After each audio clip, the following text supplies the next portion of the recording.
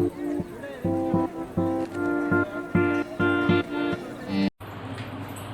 morning, my dear student. Today we discuss question number 5 of exercise 1.2. The question is find the difference between the greatest and the least 5-digit number that can be written using the digits 6, 2, 7, 4, 3 each only once.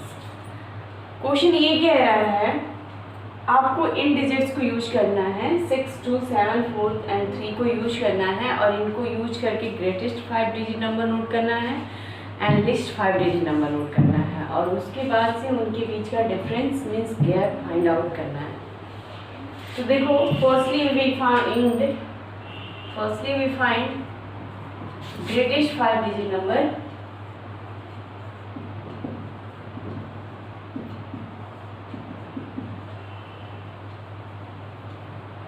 using the digits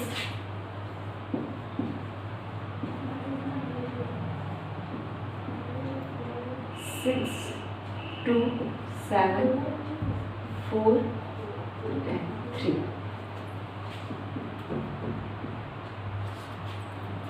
अब ये सोचना है कि इन digits को use करके greatest number कैसे note किया जाए।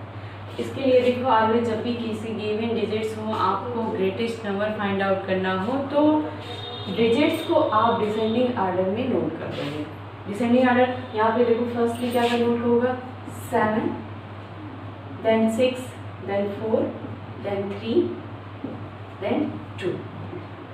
We get 76,432।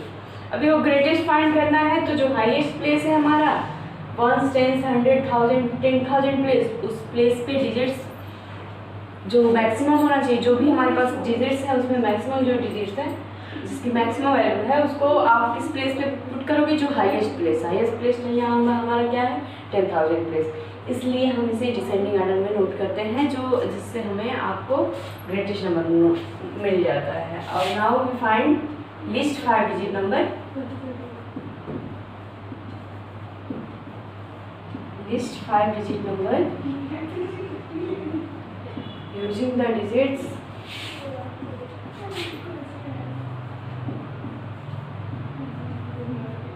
6, 2, 7, 4, 3।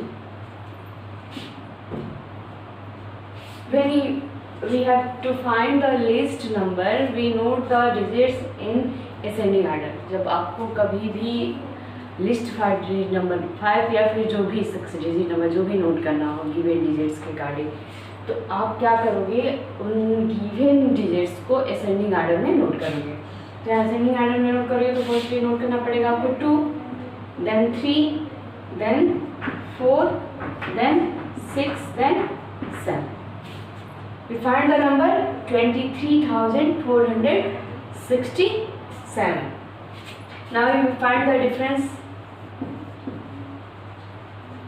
अब एक बात ध्यान देना आप लोग, कुछ लोगों को डिफरेंस और सब्ट्रैक्ट में सेम लग रहा होगा, सब्ट्रैक्ट करना या फिर डिफरेंस फाइंड करना सेम लग रहा होगा, बट ऐसा नहीं है। डिफरेंस में क्या होता है जो भी आपको डिसाइड करो कि ग्रेटर नंबर कौन सा है और स्मॉलर नंबर कौन सा है तो ग्रेटर से स्मॉलर को फाइंड आउट करना होता है। बट अगर आपको सब्ट्रैक्ट करने के लिए बोला जा रहा है कहीं पे भी तो जिस नंबर से जिसको सब्ट्रैक्ट करने के लिए बोला जा रहा है आप ऑलवेज उसी को करोगे। बट डिफरेंस में क्या करना होता है आपको जो ग्रेटर लग रहा है उससे स्मॉलर को सब्ट्रैक्ट कर दो। तो ग्रेटर इसमें नंबर कौन सा है, ये है 76,432 एंड लिस्ट 5-डिजिट नंबर कौन सा है 23,467। अब गैप फाइंड आउट करो, सब्ट्रैक्ट कर लो, डायरेक्टली यहीं पे फाइंड आउट कर लेते हैं। 2 से तो 7 सब्ट्रैक्ट नहीं कर सकते तो कैरी आउट करोगी 12 minus 7 we get 5।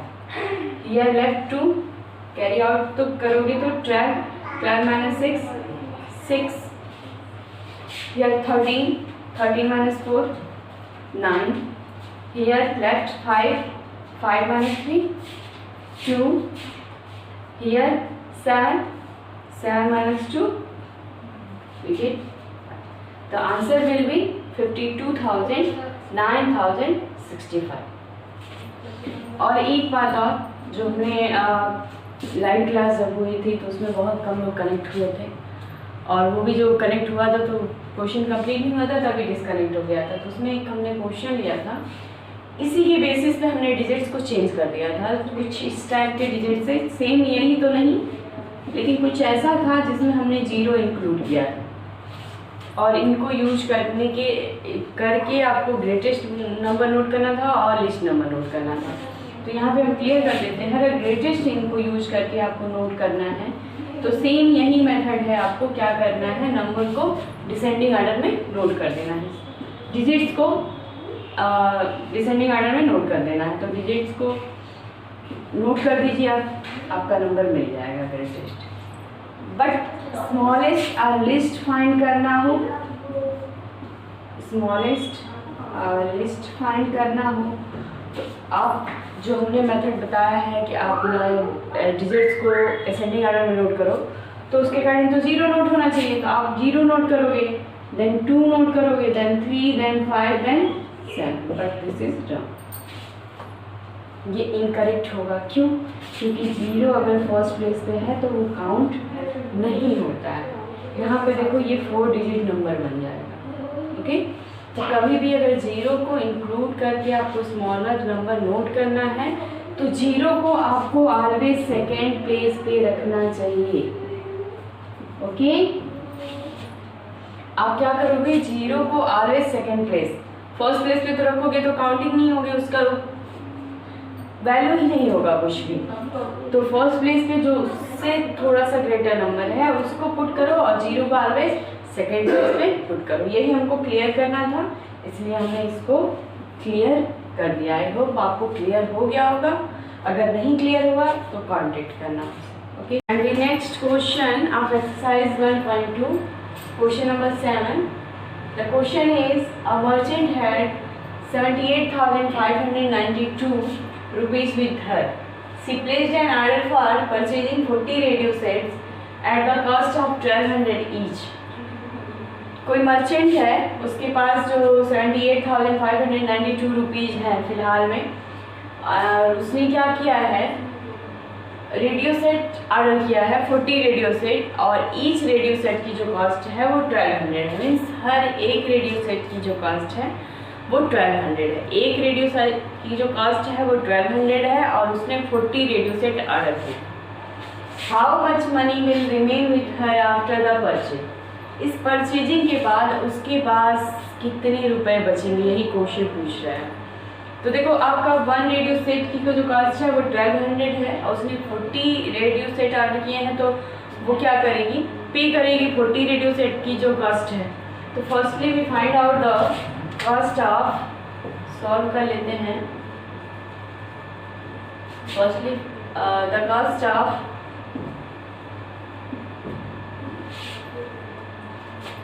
one radio set or radio set is equal 1200. Next, the cost of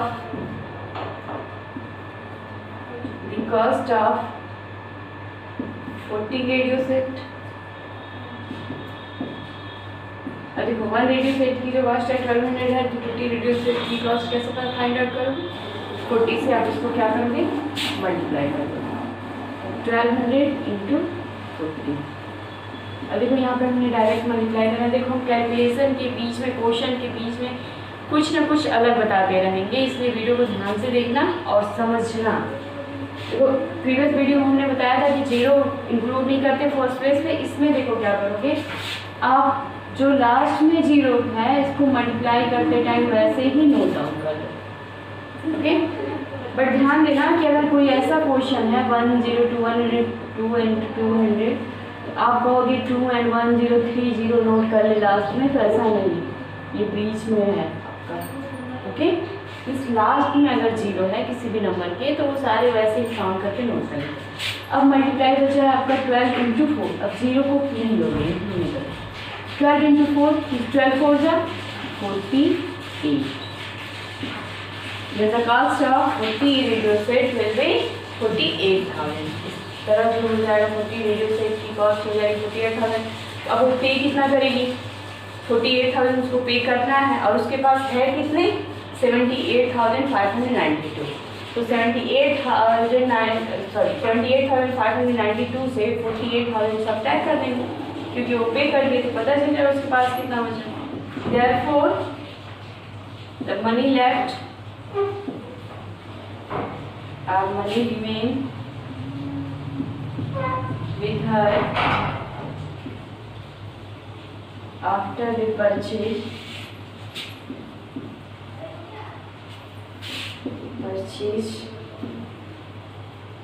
is equal 78,592 minus 48,000. 2 minus 0, 2, 9 minus 0, 9, 5 minus 0, 5, 8 minus 8, 0, and 7 minus 4, 3. Now the merchant had 30,592. This will be right answer of this question. यही जो है आपका इसका, उसके पास कितने बचे हैं? 30,592 rupees जो है मर्चेंट के पास बचे हैं. This will be your answer. Clear?